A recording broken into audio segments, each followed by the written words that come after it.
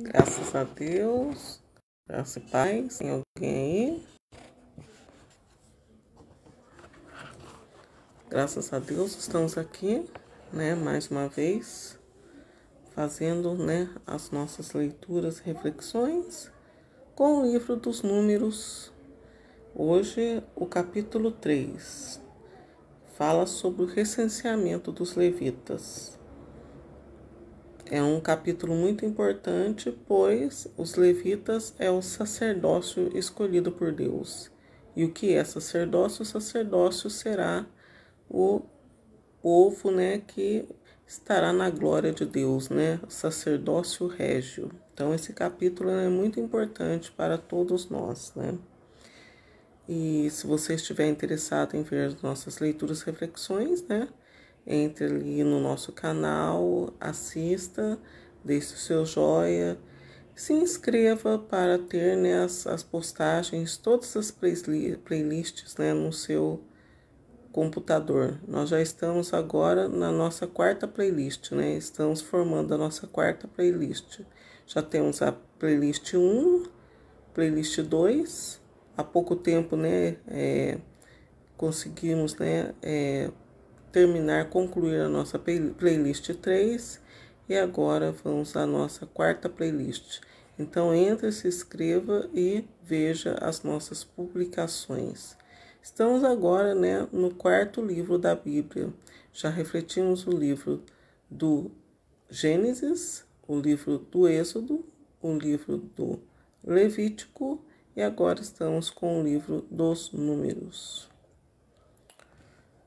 Recenseamento dos levitas. Eis a posteridade de Araão e de Moisés, no tempo em que o Senhor falou a Moisés no monte Sinai. Eis os nomes dos filhos de Araão: Nadab, o mais velho, Abiú, Eleazar e Itamar. São estes os nomes dos filhos de Arão, sacerdotes que receberam a unção e a investidura sacerdotal. Nadab e Abiú morreram diante do Senhor quando levaram à sua presença um fogo estranho no deserto do Sinai. Não tinham filhos. Eleazar e Itamar exerceram o ministério sacerdotal em presença de Araão, seu pai. O Senhor disse a Moisés: manda vir da tribo de Levi e apresenta ao sacerdote Araão para servi-lo. Os levitas se encarregaram de tudo o que foi confiado aos seus cuidados e aos de toda a assembleia, diante da tenda de reunião. E farão assim a serviço do estrangeiro, do tabernáculo.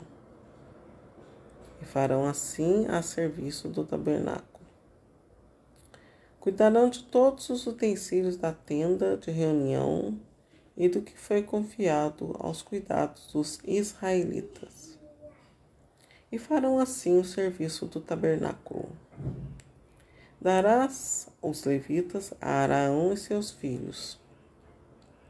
Eles serão escolhidos dentre os filhos de Israel para serem inteiramente dele. Estabelecerás Araão e seus filhos para exercerem o ministério sacerdotal. O estrangeiro que se aproximar do santuário será punido de morte.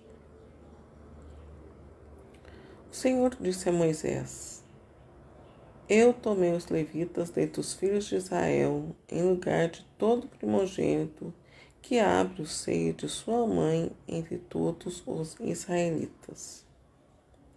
Os levitas serão meus. Com efeito, todo primogênito é meu. No dia em que feri todos os primogênitos no Egito, reservei para mim todos os que nascem primeiro em Israel, desde o homem até os animais. No mesmo dia, todos são meus. Eu sou o Senhor. O Senhor disse a Moisés no deserto do Sinai: conta os levitas segundo suas casas patriarcais e segundo suas famílias, todos os varões de 1 mês para cima. E Moisés fez esse recenseamento conforme o Senhor lhe tinha ordenado. Eis os nomes dos filhos de Levi: Gerson, Caate e Merari. Eis os nomes dos filhos de Gerson, segundo suas famílias: Libni e Semei. Filhos de Caate, segundo suas famílias: Amrão, Jesaar, Hebron e Oziel. Filhos de Merari, segundo as suas famílias: Mole e Muzi. São estas as famílias de Levi, segundo suas casas patriarcais. De Gerson provém as famílias de Libni e de Semei. São as famílias dos Gersonitas. Contando todos os varões da idade de 1 mês para cima, foram recenseados 7.500. As famílias dos Gersonitas acampavam ao ocidente, atrás do tabernáculo. O príncipe da casa patriarcal dos Gersonitas era Eliasaf, filho de Lael. Na tenda de reunião tinham os Gersonitas o cuidado do tabernáculo e da tenda, de sua coberta, do véu que cobria a entrada da tenda de reunião, das cortinas que circundavam o tabernáculo e o altar, e das suas cordas para todo o serviço. De Caate provém as famílias dos Amramitas, dos Gessaritas, dos Abronitas e os Ozielitas. Estas são as famílias dos Caatitas.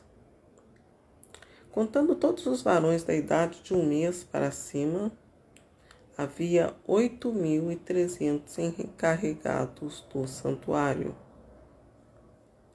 As famílias dos Caatitas acampavam para a banda do meio-dia ao lado do tabernáculo. O príncipe da casa patriarcal da família dos Caatitas era Elisafã, filho de Oziel. Aos seus cuidados foi confiada a guarda da arca, da mesa do candelabro, dos altares e dos utensílios do santuário que serviam para o ministério, o véu e tudo que se relacionava com o seu serviço. O príncipes dos levitas era Eleazar, filho do sacerdote Araão. Ele tinha a superintendência sobre os que velavam pela guarda do santuário. De Merari provém a família dos Moolitas e as dos Muzitas. Estas são as famílias dos Meraritas.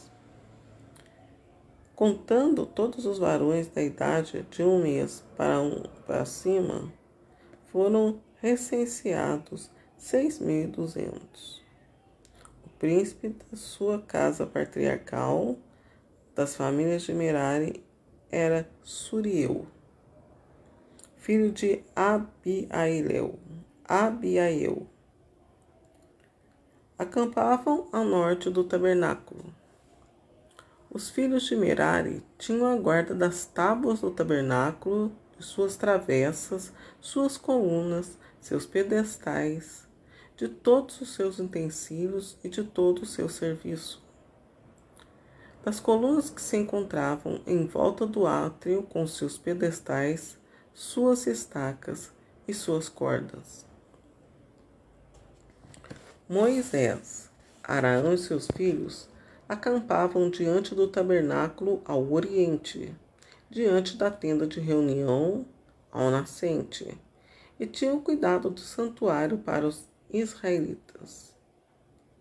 O estrangeiro que se aproximasse devia ser punido de morte.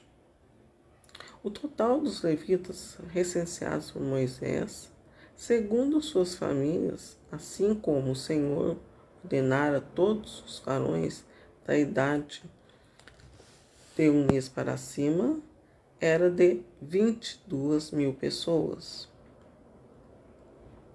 O Senhor disse a Moisés: faze o recenseamento de todos os primogênitos varões entre os israelitas, da idade de um mês para cima, e faze o levantamento dos seus nomes. Tomarás para mim os levitas em lugar de todos os primogênitos israelitas. Eu sou o Senhor. Tomarás o gado dos levitas em lugar de todos os primogênitos do gado dos israelitas. Moisés recenseou todos os primogênitos israelitas segundo a ordem que lhe tinha dado o Senhor. Todos os primogênitos varões recenseados e contados nominalmente, da idade de um mês para cima, eram 22.273.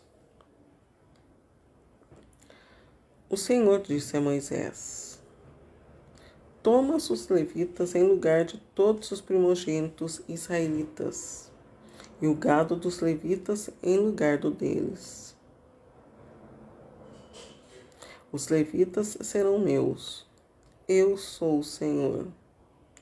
Como resgataste dos 273 primogênitos israelitas que excedem o número dos levitas, tomarás 5 ciclos por cabeça, de acordo com o ciclo do santuário, o qual é de 20 gueras. Darás esse dinheiro a Araão e a seus filhos para o resgate daqueles que ultrapassaram o número dos levitas. Moisés pegou o dinheiro dos resgates dos primogênitos que ultrapassavam o número dos que tinham sido resgatados pelos levitas. Assim escolheu a quantia de 1.365 ciclos,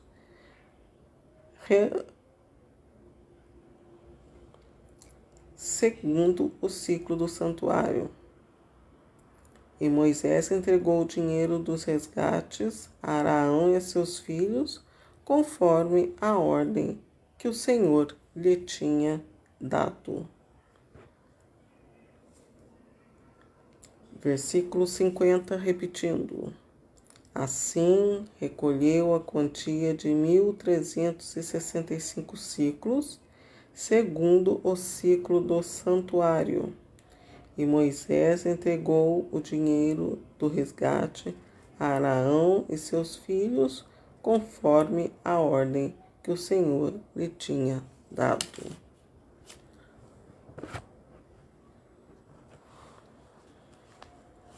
Então, né, essa palavra de bênção, né, palavra que nos abençoa, desde sempre, né, essa palavra nos abençoa. Esse versículo aqui, então Deus, né, desde aquela época, Deus não precisa saber a quantidade de ninguém, pois Ele tem todos os seus diante dos seus olhos mesmos, né. Mas, né, Moisés recenseou, esse foi o primeiro recenseamento do povo judeu. E passou pelas tribos, né? E depois de ter recenseado todas as tribos que pertenciam a Deus, Deus também, né, quis que os levitas tivessem sua contagem. Os levitas, eles eram separados de Deus. Os levitas não tinham herança, né? Os despojos, né? Todo tipo de bem que pudesse Israel obter das mãos de Deus, né, não pertenceria aos levitas, pois a herança dos levitas era Deus, né? O sacerdócio, eles eram separados para Deus e na terra não tinham nenhum bem. Eles já eram, como, né, já diz no livro do Apocalipse, né? Eles já eram propriedades, né, da Jerusalém Celeste, né? Eles já eram da terra prometida, né? Da terra segunda terra, né? Porque todos nós temos a nossa vida. Engana-se aquela pessoa que pensa que a nossa vida acaba aqui. E para quem gosta de confirmações, né? E segue as nossas reflexões ou qualquer outra reflexão, já percebe aqui que existe outra vida. E Deus, né? Por um desígnio seu, foi formando pessoas mais capacitadas, né? Ele foi capacitando, ele foi escolhendo, ele foi, né? É o que está fazendo até os dias de hoje, né? Pois não foi só naquela época que Deus estava escolhendo os sacerdotes, né? Até hoje Deus os escolhe. Aqui não se faz menção às mulheres, mas as mulheres também eram levitas, né? Eram sacerdotisas. Um exemplo disso é a Ana, mãe de Samuel, do profeta Samuel. Ela já era uma sacerdotisa também, né? O esposo dela, Eucana, né? Ele já era um protótipo de sacerdote, né? Ele já estava tomando, né, posse do sacerdócio vindouro. Então, Eucana, ele era, né, ele era um preparo para o sacerdócio já de Deus, né? Ele era era o trabalho de Deus acontecendo com Eucana e com Ana, mãe de Samuel. E depois temos também Isabel e Zacarias, né, os mais próximos, né, que eram os tios de Jesus, né, os primos de Jesus. Isabel e Zacarias eram sacerdotes também. Isabel também era uma sacerdotisa diretamente, né, da família de Araão. Então aqui entra já, né, Deus já estava desde aquela época também preparando Isabel, né, mãe de João Batista. E Zacarias era de uma outra linhagem sacerdotal também, né, da classe de Abias, né? Ele era um sacerdote também. E eles, né, já eram povo contado já para Jerusalém Celeste. E essa passagem aqui, então, ela é muito importante para nós. Todos nós estamos inseridos nessa palavra aqui, né? Basta a gente abraçar o sacerdócio pelo batismo.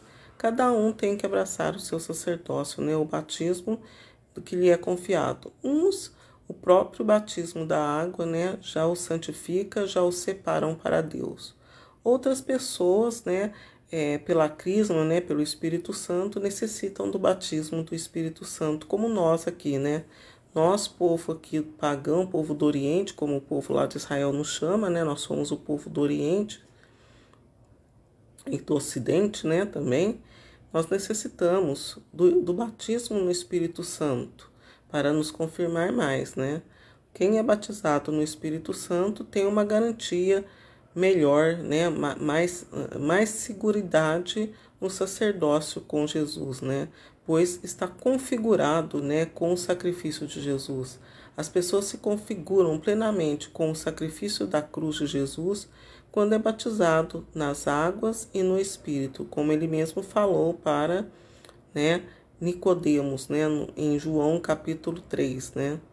Quem não nascer da água e do Espírito não entrará no reino de Deus, né?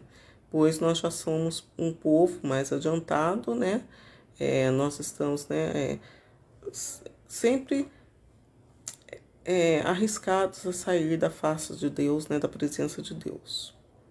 Então essa é a palavra, né, de hoje, lida aqui, leiam também, muito rica essa palavra, muita bênção através dessa palavra, né? Onde tem Jesus aqui, né? É o que eu já acabei de mencionar, né?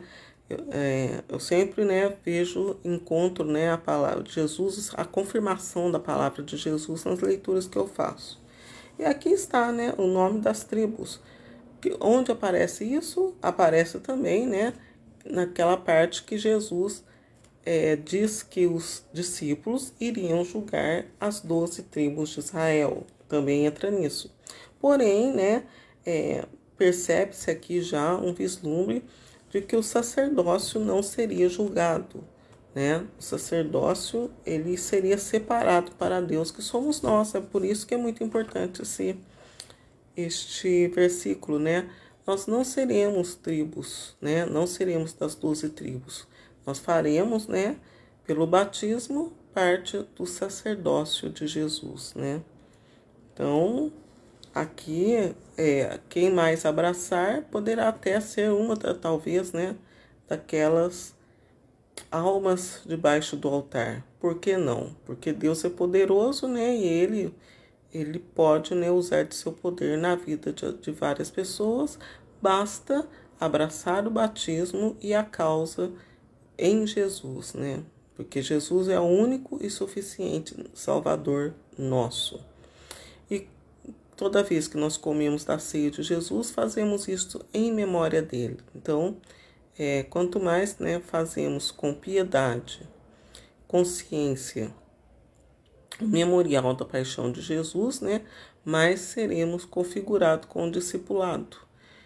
É um mistério. Você pode pensar, não, mas ela estava falando de sacerdócio, agora está falando de discipulado.